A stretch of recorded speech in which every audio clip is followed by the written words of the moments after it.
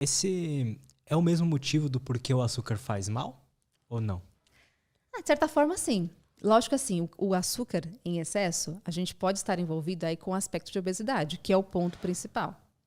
Então, quando a gente fala é até interessante você falar sobre isso, porque o açúcar sozinho, ninguém vai lá na cozinha e vai pegar o açucareiro e vai comer o açúcar. Verdade.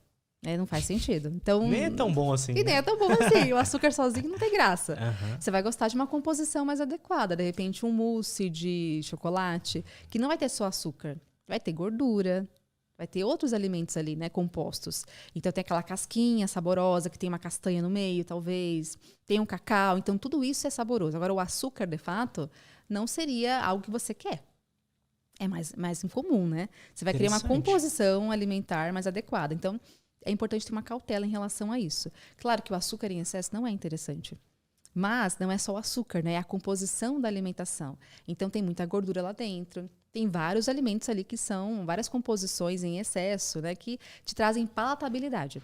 Não é só o açúcar, né? De fato. Mas pensando numa questão de doces, de modo geral, né? Açúcares em excesso, realmente o que eles mais estão envolvidos é com uma questão de obesidade. Claro que não tem problema você comer um chocolatinho pequenininho depois do almoço. Tudo bem. No final de semana você comeu um pudim de leite da sua mãe? Tá, tudo bem, não tem problema. Mas a questão é, isso a longo prazo. E doce, para muitas pessoas, gera uma vontade cada vez maior. Tem gente que é assim, depende muito do paciente, né? Tem paciente que, se você der um chocolatinho para ele vai falar, nossa, que maravilha, estou saciado. E é isso que eu queria, tá tudo bem, vou comer só esse chocolate. Agora tem paciente que é assim, comecei, abri a embalagem, eu vou até o final. Ou eu como tudo, ou eu como nada.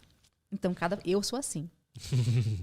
Me adaptei um pouco melhor já, mas assim, eu prefiro tentar evitar, porque se eu comer um pedacinho, eu vou querer mais um, e eu vou comer mais pedaços ao longo do dia. Então, cada paciente tem um aspecto. E nesse sentido, quanto mais você tiver esse excesso de calorias, que vai entrar mais caloria, é natural. Total. E nesse caso, pode levar uma chance maior de sobrepeso, de obesidade. Esse que é o ponto principal. Lembrando que você consegue ter um paciente que vai engordar mais, de repente, por outros alimentos, não só doces de modo geral, né? Mas mais gorduras, talvez. Um paciente que adora uma picanha cheia de gordura. Então, são vários aspectos, né? Mas o açúcar em excesso é interessante, especialmente por isso que a gente falou, da alteração na glicemia, que realmente é um ponto deletério. E lembrando que a glicemia alta, ela é mais tóxica. A gente fala de glicotoxicidade.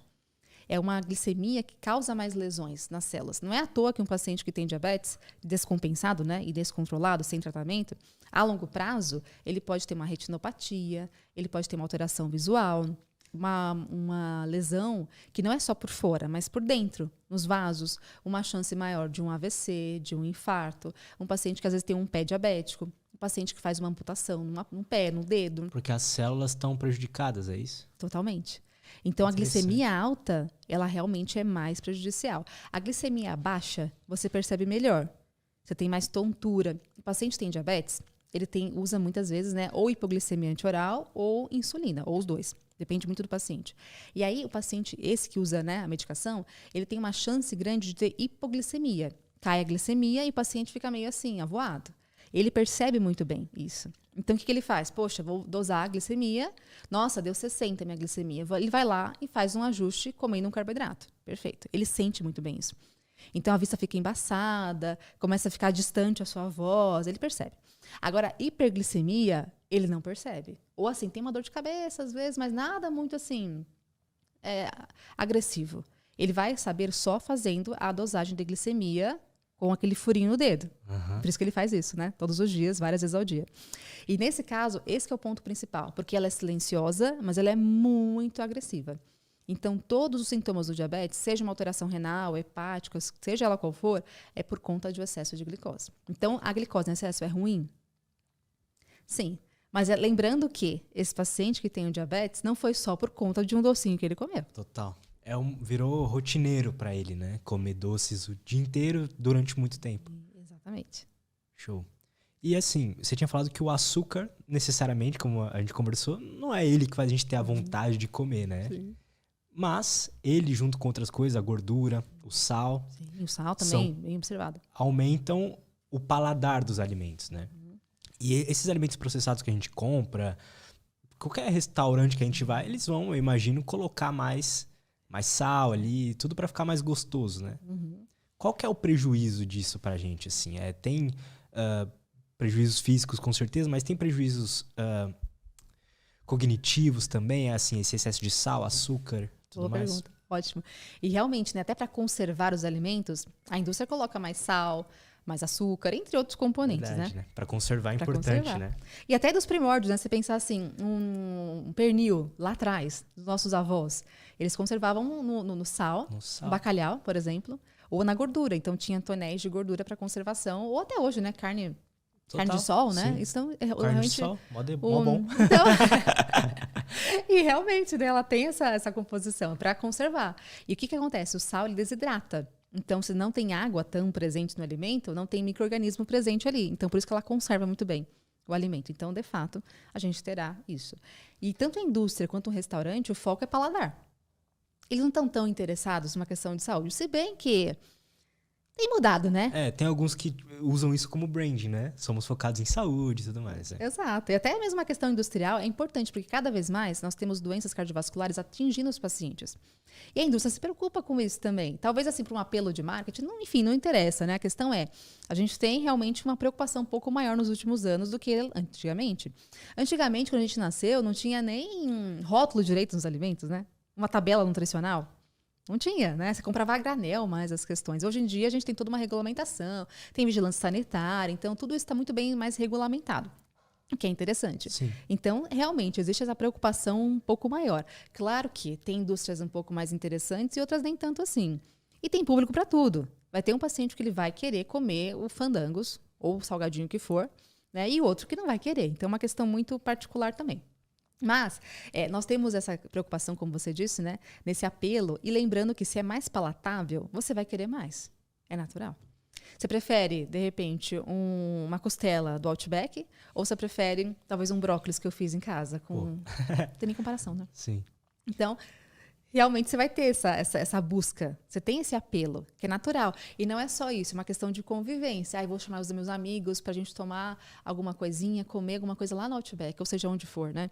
Então, realmente, a gente tem essa questão social envolvida, a gente já planeja. Então, no domingo, vamos em tal lugar no domingo? A gente não quer comer arroz e brócolis e frango, né? Você vai na sua casa convidar seus amigos, olha, hoje vai ter um prato especial, arroz, feijão, e brócolis e frango. Ninguém vai na sua casa, né? Total. Então também tem essa questão, né? O quanto que é importante. Mas pensando numa questão assim de apelo, realmente a gente vai ter essa questão mais envolvida com essa necessidade. Quanto mais palatável, a gente vai querer mais. E aí tem um outro ponto que é importante que você me falou, que eu acho que é interessante falar. Muitos alimentos têm glutamato monossódico na composição, que é um componente para ter aquele sabor mais diferenciado. Sabe assim, sazon? Aham. Ajinomoto, que tem aquele saborzinho que você não sabe bem o que é, mas, nossa, é bom. Dá aquele paladarzinho interessante. A gente fala que é o gosto umami, ou umami, tem essa palavra. Então, é o 7º sabor. Não é sal nem açúcar, é umami. E o glutamato causa isso. E você pode perceber, em yakisoba vai ter glutamato. Você pode pensar em agentes, miojo vai ter glutamato. Aqueles temperinhos caseiros, quadradinhos, né? Tem glutamato.